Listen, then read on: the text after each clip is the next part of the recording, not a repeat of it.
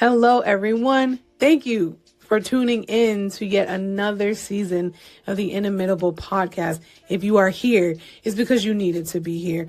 We, this season, are going to be talking about turning the page, the journey of exiting one season, entering into another one, because the story truly does continue. Semicolon, not a period. So let's find out what's on the other side of this pain, of the trauma, of being locked up, all of this thing. Stay tuned. We have a lot of great conversations that are coming up. So I hope that whatever is said, it resonates with you. Sit with this information, watch the replays, go back and watch other episodes because there's some good stuff that's being said. And I'm not just saying that because this is my podcast. I'm saying that because it is true. All right, guys, I will see you in a little bit. Bye.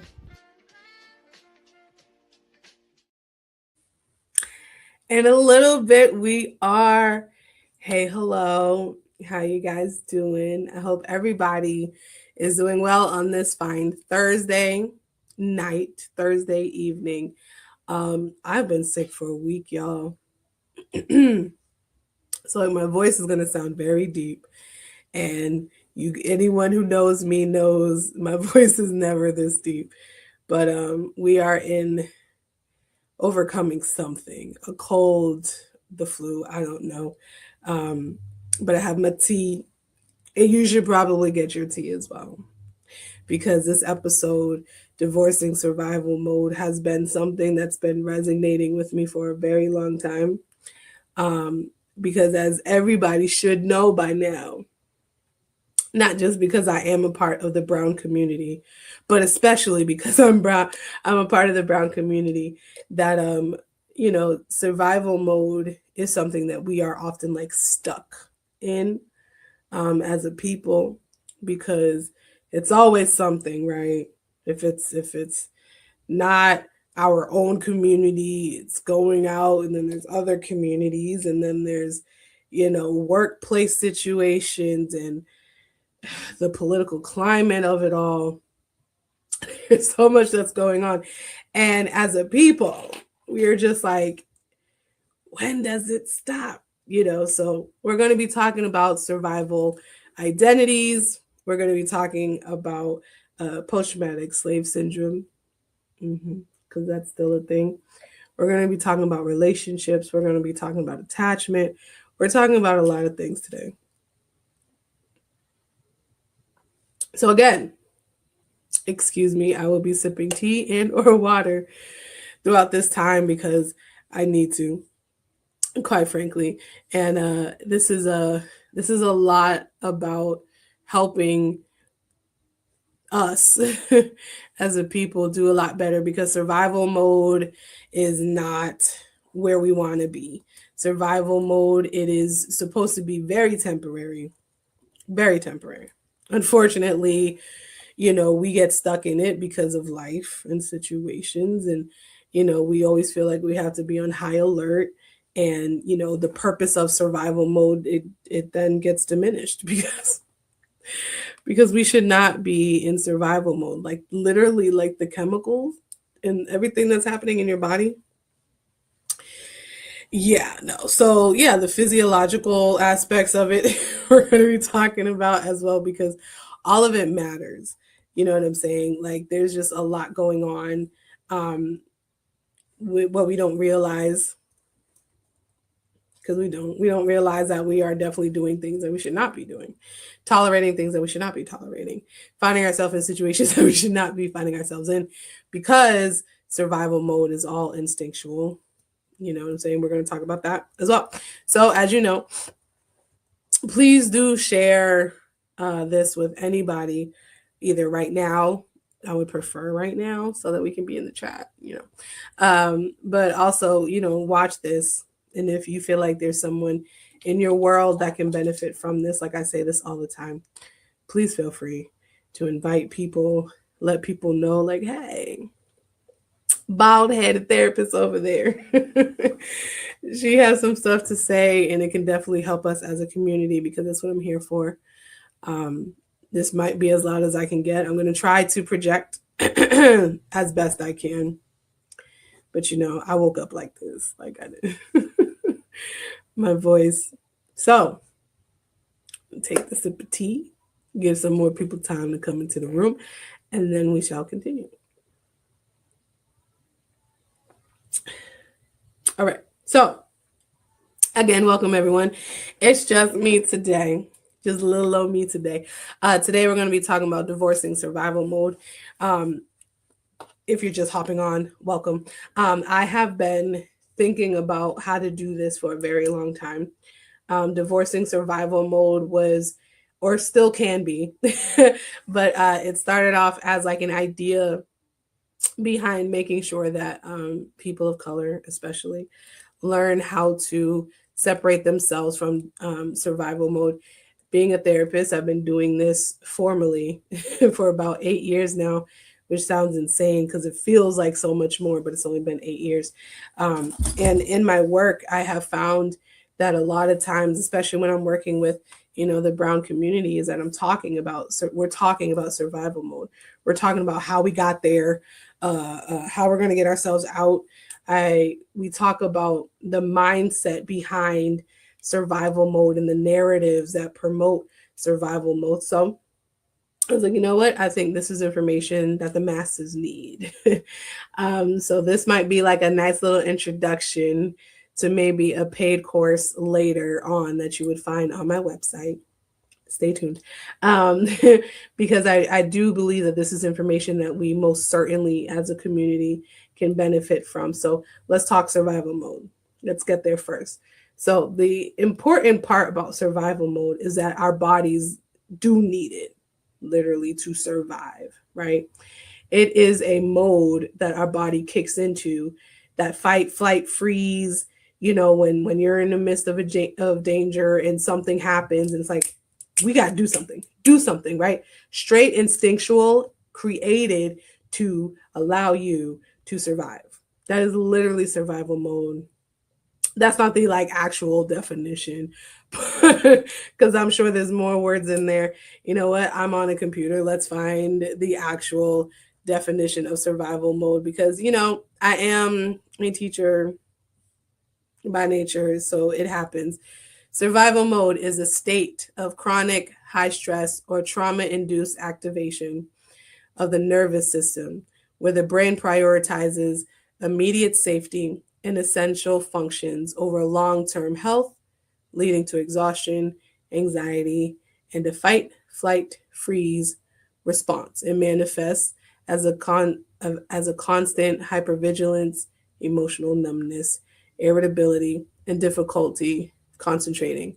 So as you hear, when you hear it, like, it's a state, temporary, state, condition, temporary, high stress, trauma-induced activation of the nervous system. Let's talk about the nervous system, because I know it's a buzzword now. A lot of people are like, yeah, my nervous system is dysregulated. And it's like, what is this nervous system? You want me to get I'll get the definitions. I'm going to give y'all definitions today, because you know what? We need it. I don't want you guys just being like, Jermaine, that's not what it means. Get the actual definition.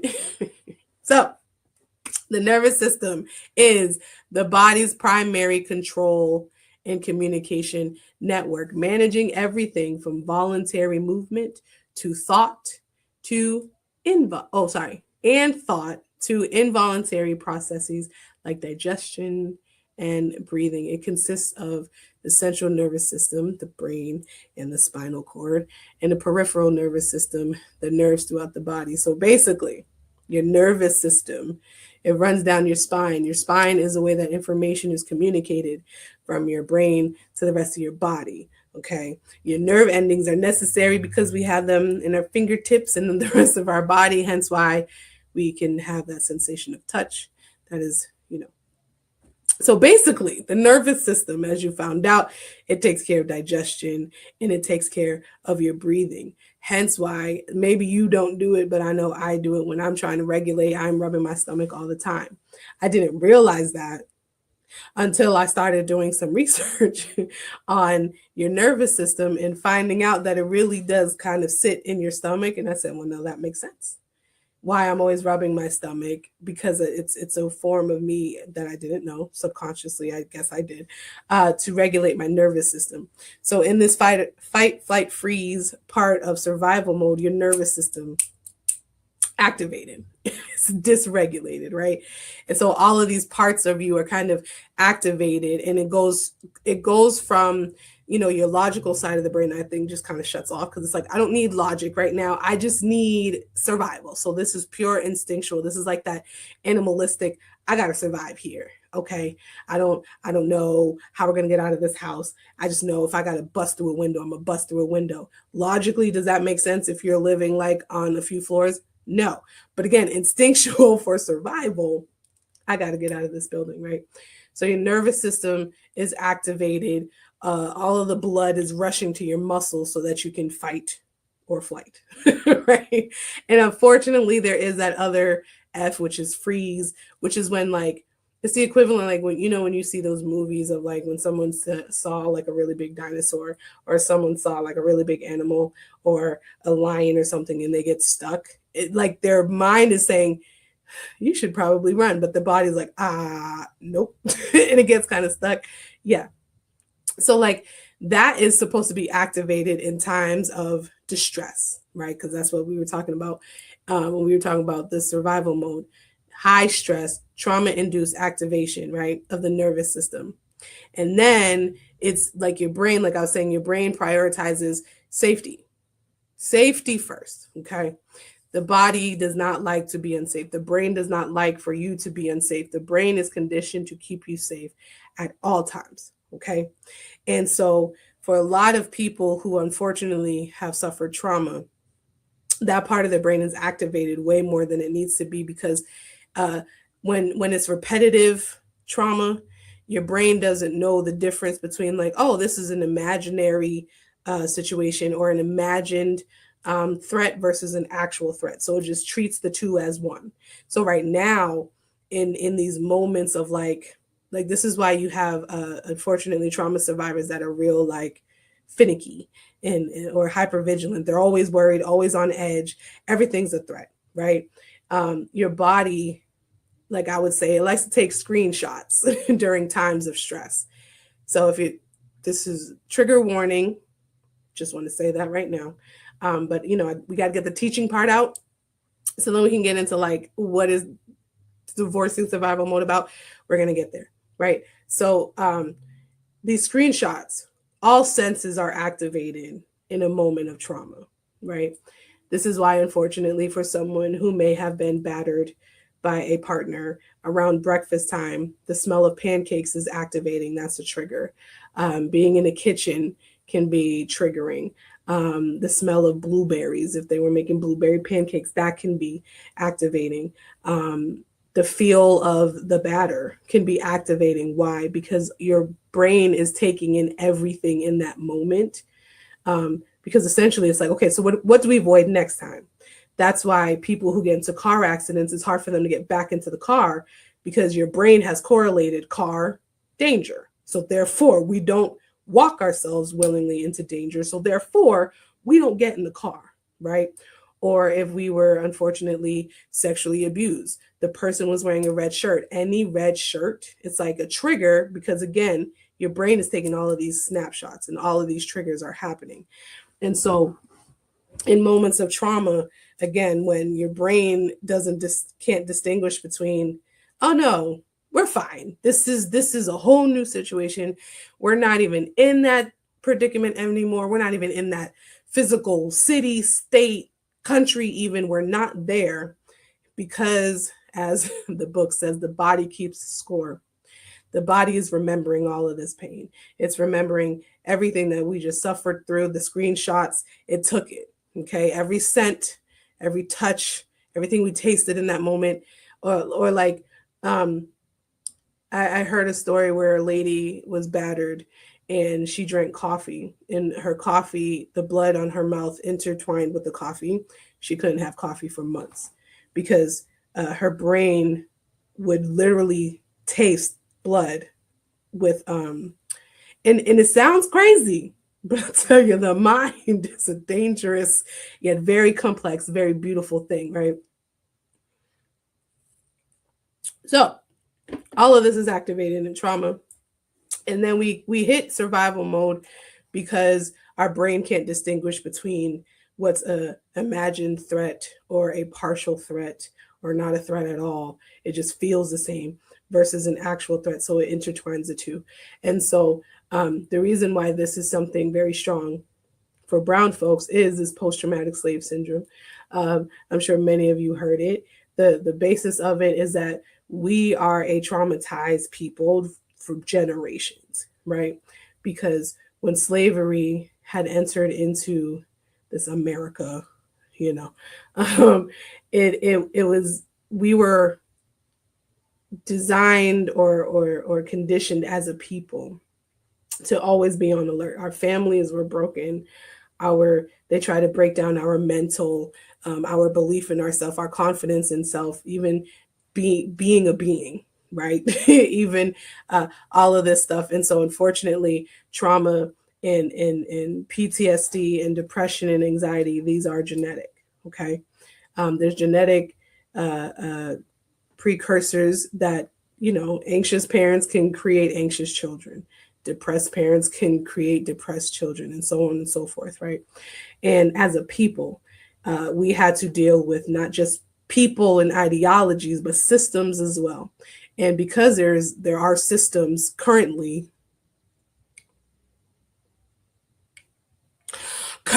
that keep us brown folks at like a constant target on our back, right?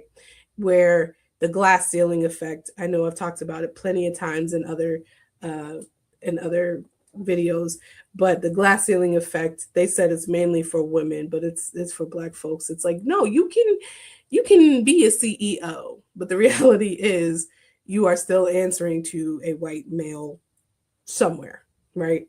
And the fact that I'll use me for an example because my pastor says you talk about you, people can't be offended.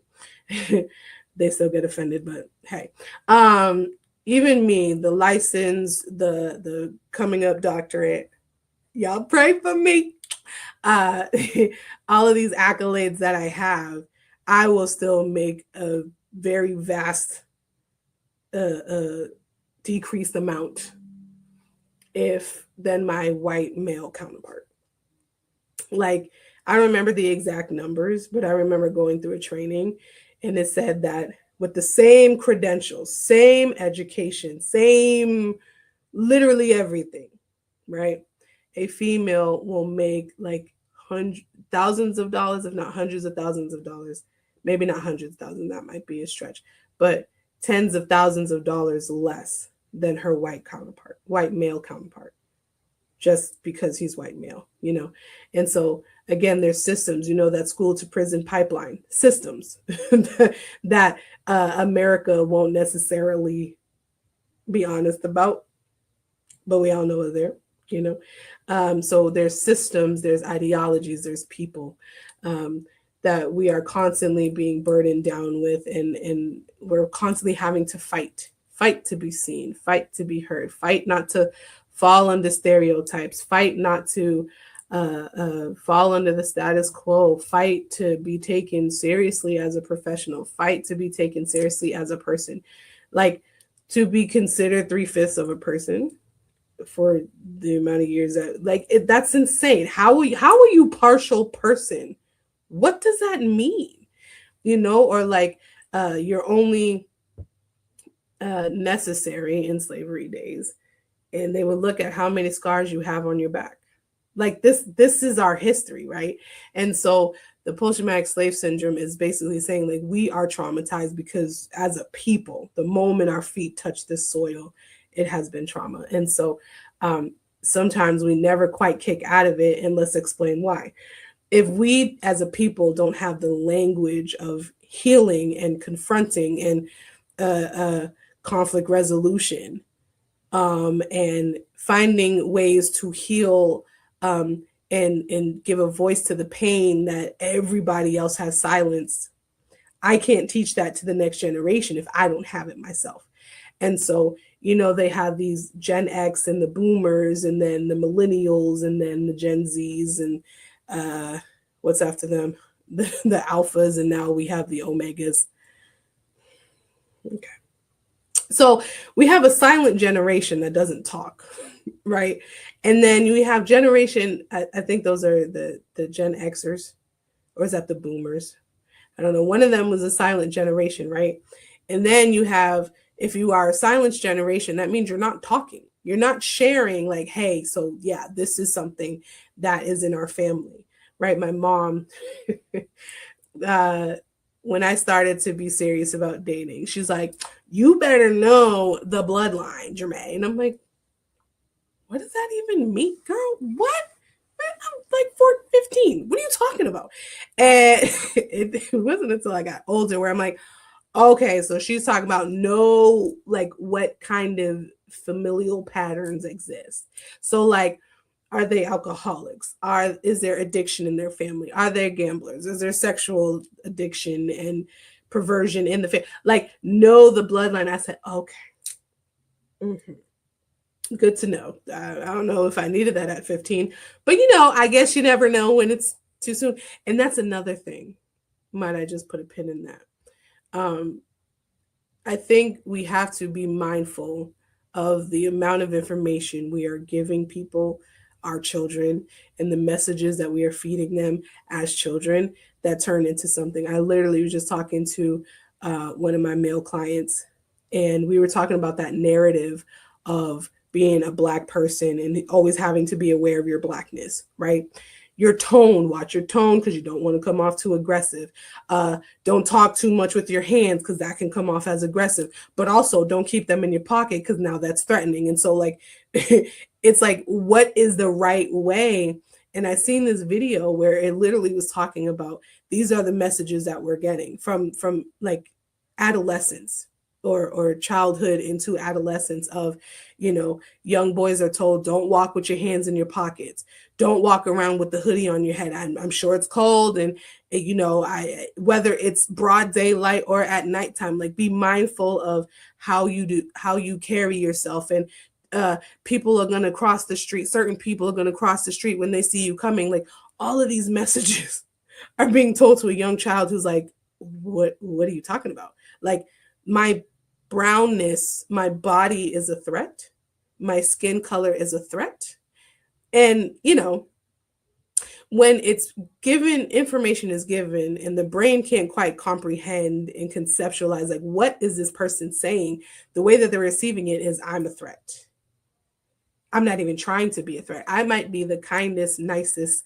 And I've said this about my stature. I'm a big girl, big and big. Although she's slimming down because, um, and I am far from threatening. Okay. I would hurt a little fly because some things are annoying. But like I'm not a violent, aggressive person. You can't tell by my body, right? So I think because I have this calming demeanor because of the nature of who I am, that's what makes me approachable. But I've had plenty of people say, like, girl, I was scared. But then I saw your face, and then you seem so warming and welcoming and stuff like that. And I'm like, well, we praise God for that, because that's not the case for a lot of people. If you are big, meaning taller than like 5'8", and if you are big, meaning bigger than like 170 pounds, your demeanor is threat, especially if it's in a brown body, right? So all of these things we just keep hearing since we were children. And it's like, yeah, I'd be nervous too. You got to be nervous of walking in your brown neighborhood because Black on Black crime is a thing. You got to be anxious about going into other neighborhoods because now you're a threat, and now they're going to follow you in the stores. That kind of stuff still happens. Even from other minority groups, it still happens. Like, why are you following me around? Like, I know you're following me. Why would I, like, anyone that's bold enough to steal when you know you're being followed?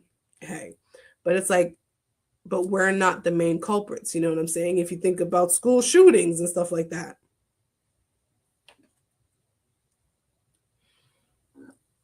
It ain't us. But anyway, and so like there's all of this just kind of keeps you on alert all the time. And with this survival mode, a lot of your self-perception is also impacted, right? Um, it said and manifests as hypervigilance, which means you're always on edge, you're always worried.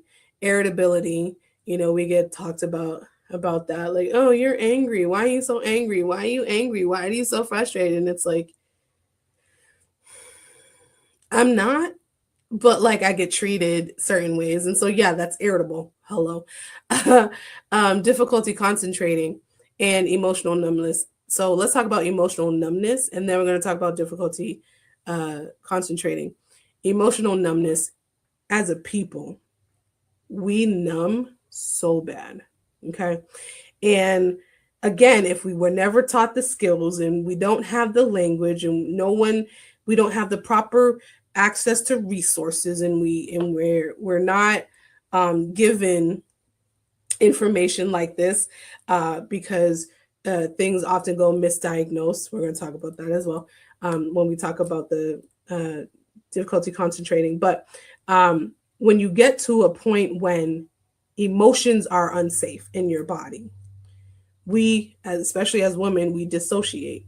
It's like, yeah, I don't have time to figure out why my body's stressed, or I don't have time to feel this anxiety. I don't want to feel depressed. I don't have time because I have to work and I have to go to school. I have to do all of these things. We disassociate. There's a book called Homecoming, returning to your body basically after trauma. And I haven't read it, but I've heard snippets of it, and it's so good because again, when you are an avid person that dissociates, you then never know how to be present in your body, right? And that sounds crazy because you live in this body, right? Like, I take this thing everywhere I go. I can't just like leave it on the shelf like, not today, boo, and I have another backup body. Like, I don't. But we don't know where we host pain. We don't know where stress is, where anxiety shows up, where trauma and all of these things show up in our body, because we're not connected.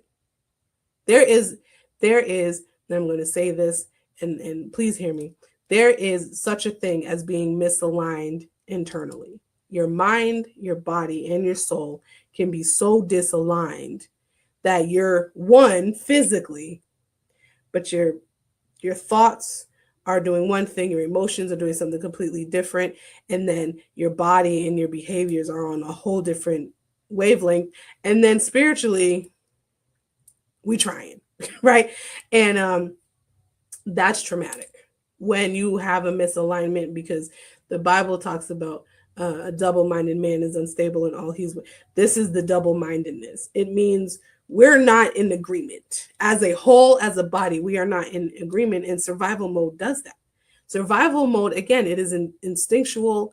It is something that's just about safety. It is seeking safety 24/7. That's a good training, seeking safety, for all my providers out there, or just in general people who are interested in that kind of stuff. So your brain is consistently seeking safety, and if feeling in this body and remaining present in this body isn't safe, your brain will not do it. Okay. Survival mode creates this disconnect. Survival mode emphasizes this disconnect because it's not safe. You are not safe. Emotions are not safe. So we numb, we smoke, we drink, we sex it away, we dissociate, we avoid, we gamble, we look for thrills, we look for excitements, we become busy, this hyper independent thing and this hustle and grind stuff. Hello, disassociation. Hello, avoidance. Hello. Okay, just sit with me here. I know that's hard to swallow, but it's true. We are avoiding heavily. We can't have conversations. We can't do all of these things because we avoid, and that's the emotional numbness side. So as a clinician, as a person who has worked with young people, who adores working with young people, who has seen classrooms and systems misdiagnose our brown babies, because what looks like ADHD or what looks like ODD, so like oppositional defiant disorder. What looks like all of these things can really just be trauma, undiagnosed, because we're brown in America, y'all. Like, hello. Now, granted, some kids definitely have ADHD. Some kids definitely have some defiance and conduct, sure. But it's like they will slap that label, the conduct disorder, on the kid first, the ADHD. So we're medicating these kids. And it's like, but are we focusing on the actual problem? Okay. America does well with dealing with symptoms and not the actual problem. Therapy, people, we deal with the problem and symptoms because both are necessary. Okay. So survival mode in this misdiagnosing part is there's trauma, there's pain that we're not speaking about, that we're not giving a voice to, because like, how can we? We don't talk about what happens in this house. We don't go to school and tell Miss Johnson about what's happening in this house. We don't talk about it. So because we don't talk about it, we're definitely not going to church and talking about it, because you will not embarrass us in church. And so the cycle continues on silence pain. We become adults who have learned to silence pain. We become older adults that have learned to silence pain. And then we just walk around with all these chips on our shoulders and broken narratives and broken self-perceptions, because since we were little, we were told we don't talk about our pain. And as men, good God, I love our men, and I will always advocate for Black men. Black men got it bad. Not only can they not talk about it, they also can't express, they also can't emote. Okay? Because man up, right? Men don't cry. Big boys don't cry. Like, it doesn't make sense. And then we got a nerve when we start dating these men to be like, you're not emotionally available. You're so emotionally distant. Well, duh. That's how they were raised to be. You know what I'm saying? It's just cycles, people. We got to break these cycles. Okay. So that's what the divorcing part comes in, right? The last part about survival mode is the physiological stuff that happens, right? So we talked about that disconnect. We also talked about the fight or flight, so the blood going to the muscles. There's a lot of cortisone, which is a stress hormone. Cortisone is cortisol. Cortisol is a lot of it's being put out there. Adrenaline put out there. Your body is not supposed to be living off of that level of adrenaline and cortisol. Not good, unhealthy. Hence why a lot of brown folks have similar things, and it's not just because of what we intake as food. That's also a problem. But the levels of stress that we carry create fibroids for women, stomach ulcers, back pain, shoulder pain, migraines, neck pains, our jaws. So our teeth are jacked up because the jaw, and they're like, oh, you should not be eating sugar, baby. This ain't sugar problems. Okay. This is stress. I grind my teeth. And so my back teeth, some of them are missing because, I guess that was my stress. And so like jaw pain, like we carry these pains in our body and we just chop it up to like, oh, gout.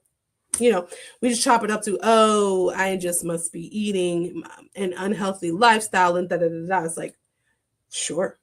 Or high stress levels, remember, high levels of stress. And when it gets stored in our body, this is what happens, right? And so we can change, like IBS, we can change our eating habits and still carry these levels of stress. And it's like, oh, okay, well, you just have IBS. Maybe. Or also you are heavily stressed. And again, your nervous system, digestive system, that's your stomach. Okay. There has been breakthroughs in finding out that women, especially, but men and women carry fat in their stomach because of the levels of stress. So we are fat because we are heavily stressed.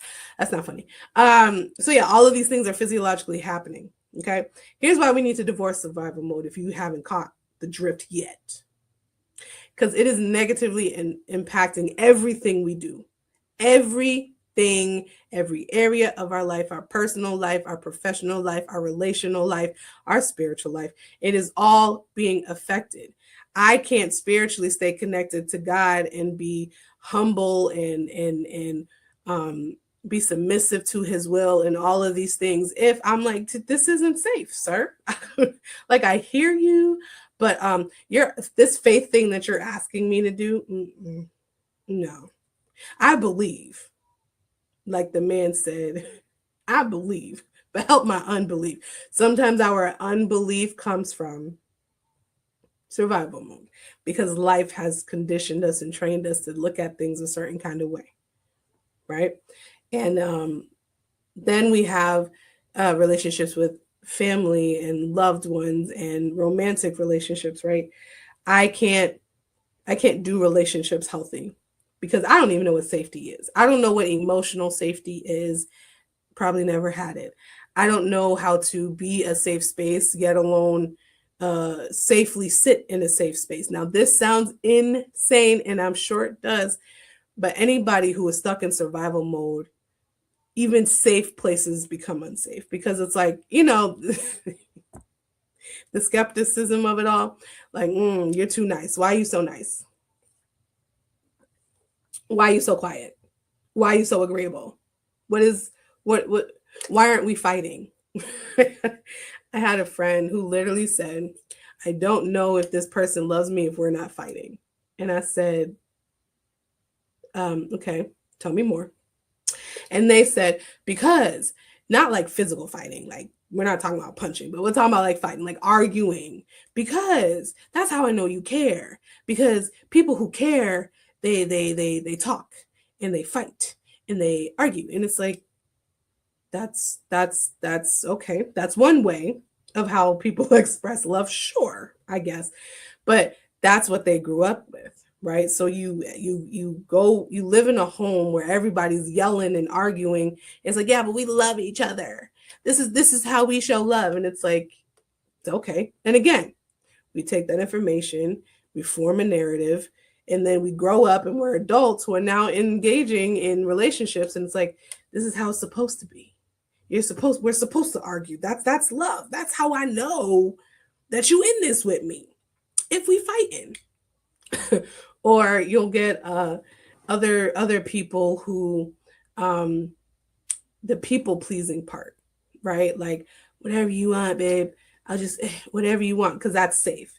Because when I shared what I wanted, I got hit for that, or I got beat for that, or I got shamed for that. So whatever you want, right?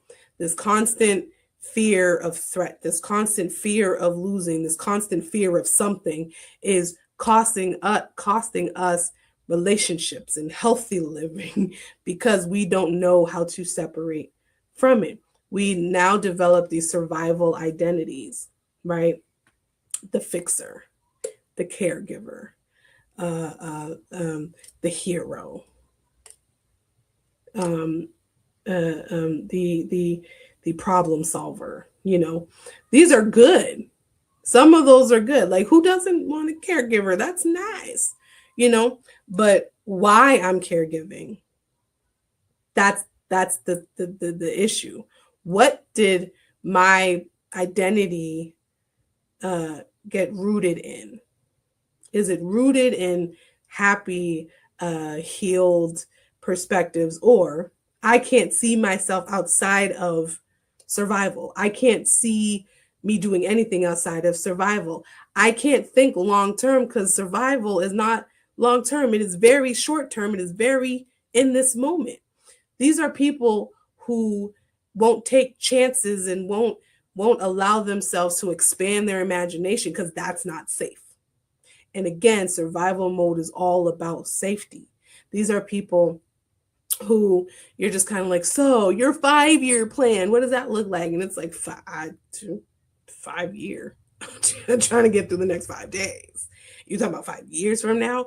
They can't think that far because trauma, unfortunately, does impact your ability to imagine and to dream and to hope again, because it's like survival. It's like I don't have time to dream. I don't have time to hope. Like, what? I have to stay present.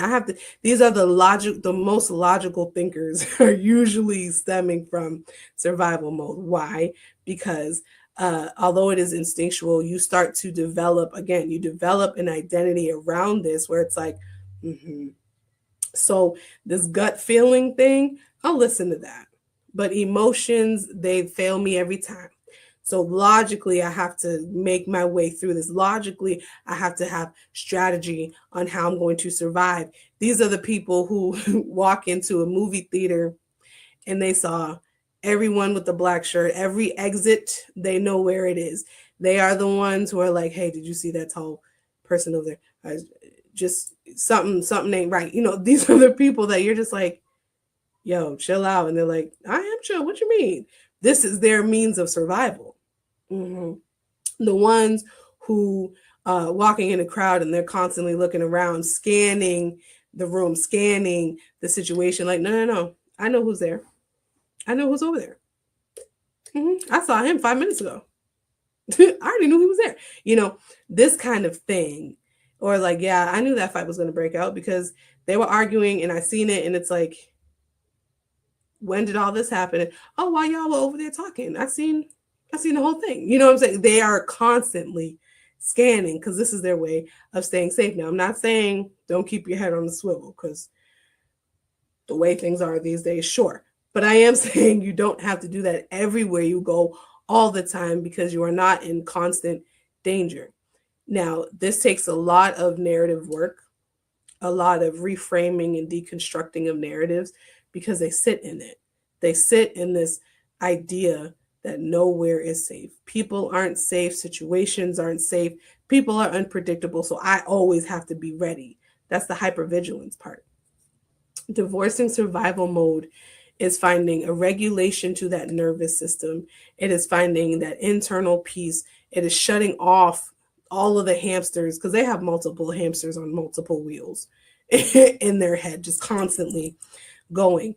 It's the ability to find peace and tranquility and mindfulness and say, like, everything isn't a threat.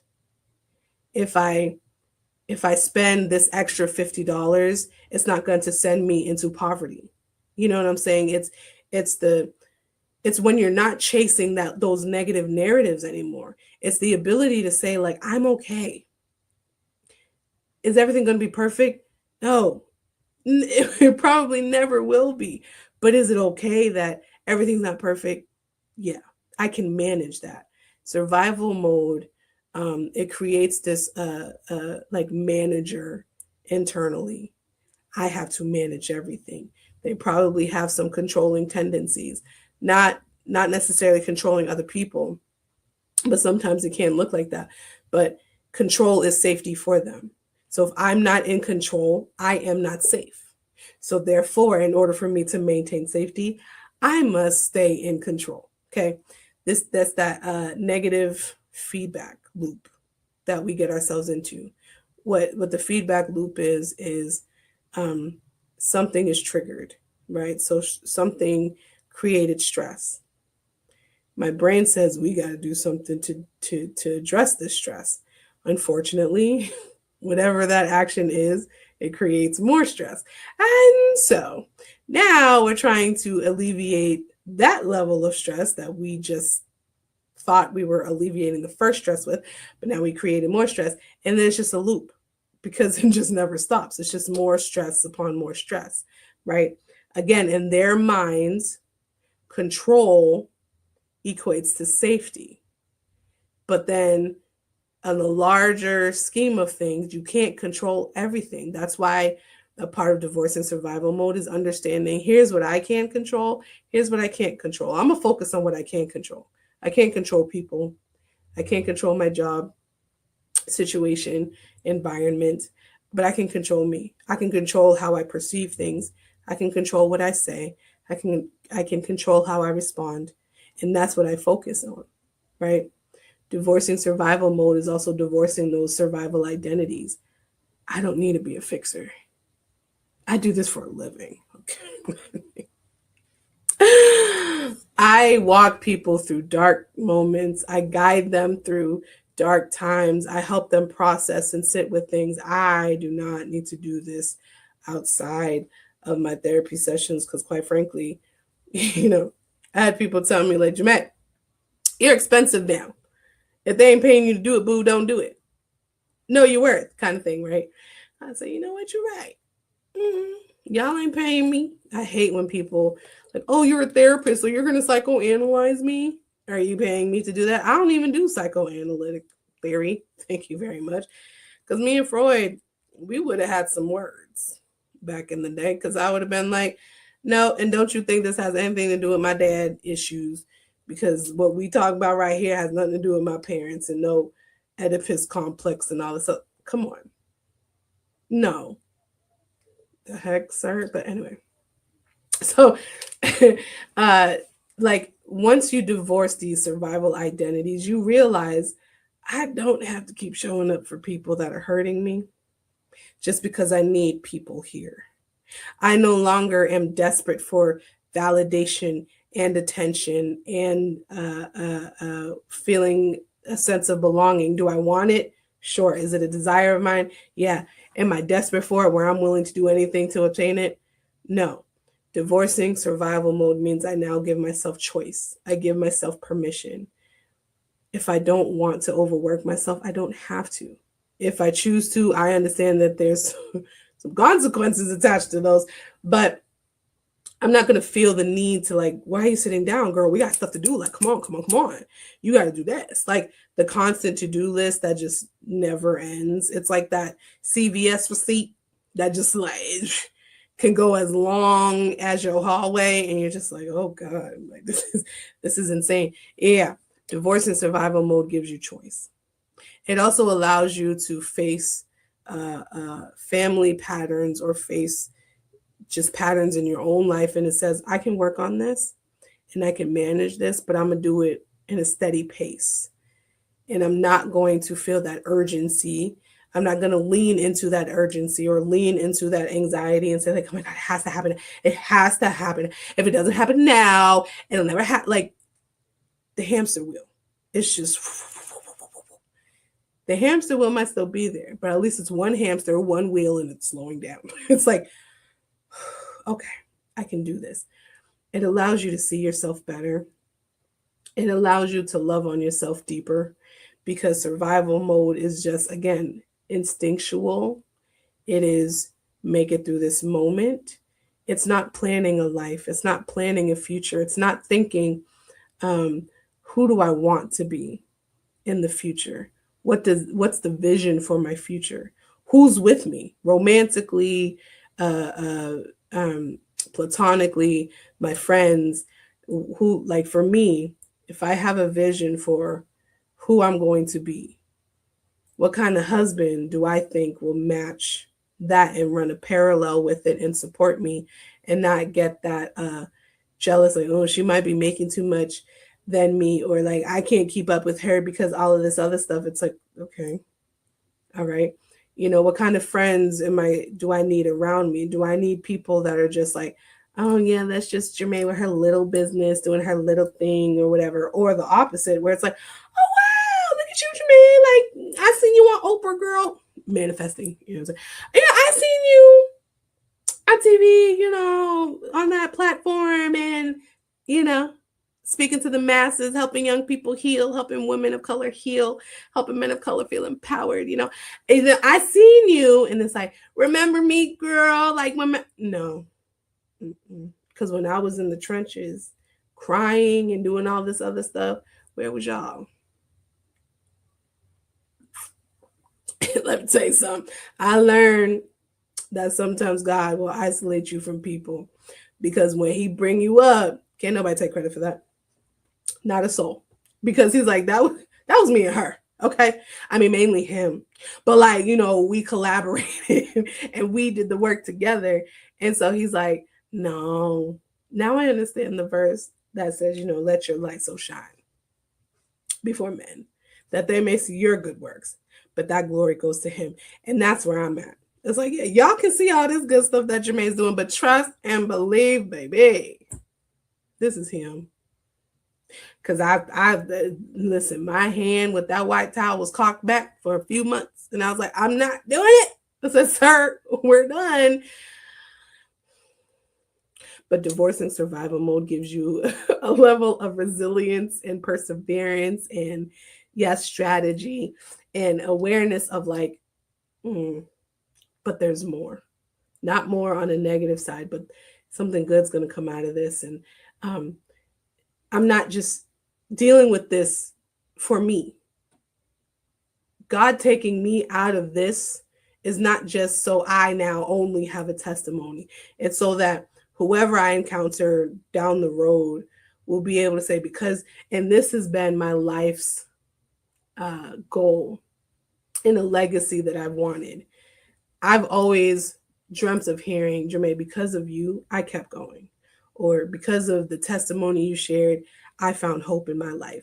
Because of the way that you just kept going despite all of the things. And I can see how God did that in your life. Now I believe in him. All of this is like to him, man. My life, I have always said, my life, I want people to see it, but it points to him. Okay. I am merely a vessel being used. I am merely a person that has been blessed and fortunate enough that God has chosen to have a level of influence and have the impact that I have. But it's not to just follow me, because where am I going? I'm going to heaven. So like, if y'all gonna follow me, we going this way. Okay, we going up. But in survival mode says, I can do this because I know who's doing it with me. I can do this because I'm going to move beyond where I am. I'm going to be able to see myself beyond what I was. Survival mode, again, it forces you to get stuck. Like that inner child thing. A lot of us are little kids in grown-up bodies. We got stuck. Emotionally, we got stuck. Okay.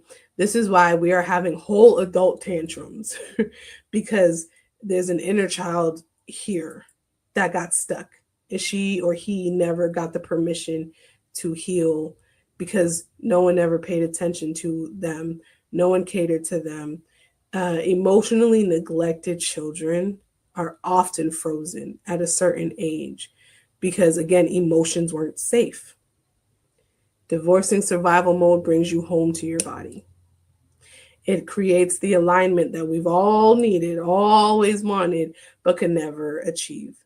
Divorcing survival mode says, I can now find home here, which means God can find home here, which means peace can find home here, which means love, joy, long suffering, come on, fruit of the spirit, gentleness, it can find home here.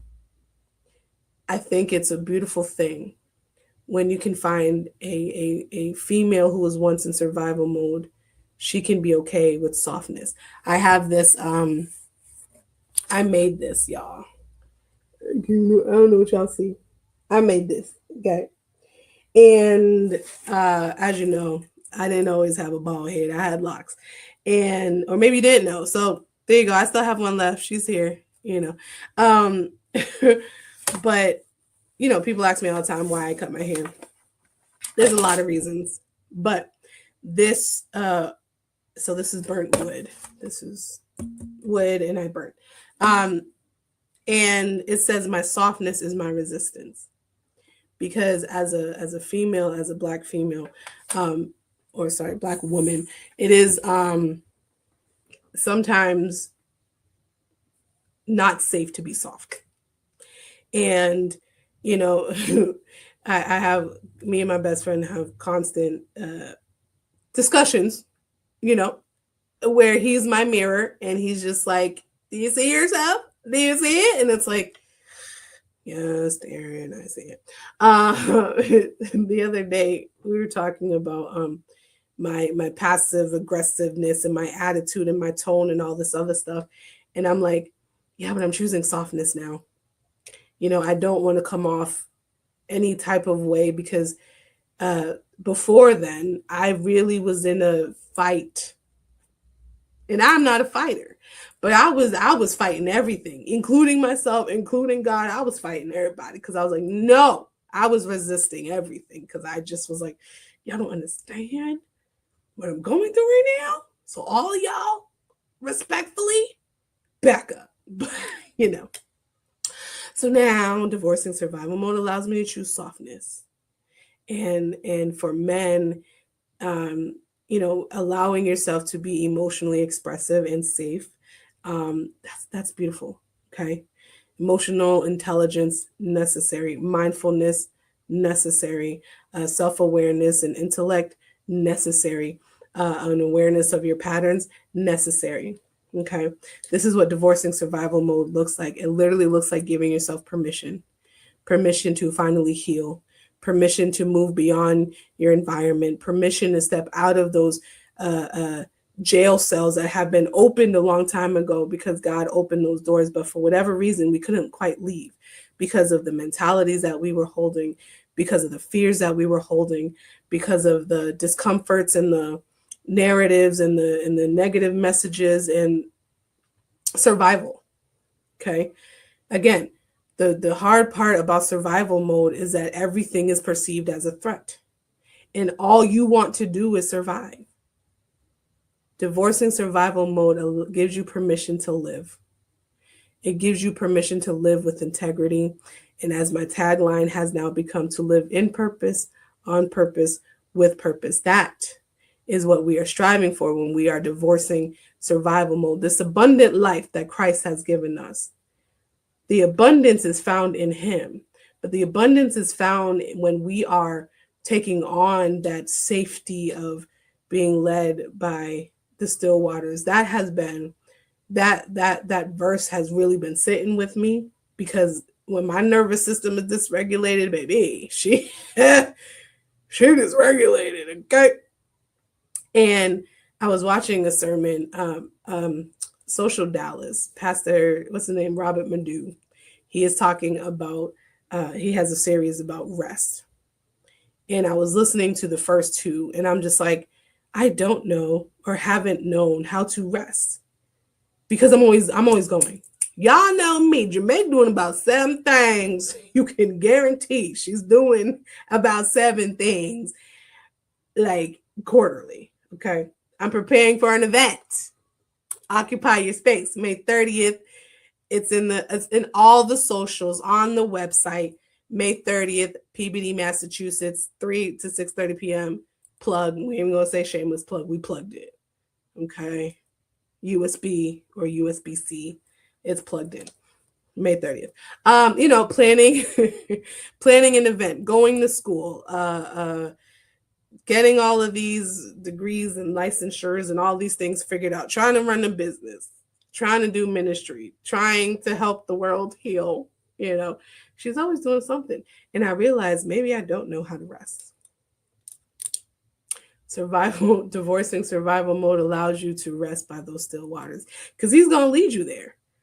Lead me beside the still water so I can find rest and peace and solitude. And as simple as those sound, if you have been in survival mode, you know how hard it is to sit. You know how hard it is to just vibe out without emotional numbing, without dissociating, without avoiding. When you can be very present in your body and rest after divorcing survival mode, that hits a little different, y'all. That is a high that you can never achieve through any drug, okay? And it's something that we need. Our bodies need rest after all the adrenaline, all the cortisol, all the stress, all the anxiety, all the worry, all the constant moving, all the hamsters on all the wheels in our head. When we can finally find peace and just be like, wow, I needed that.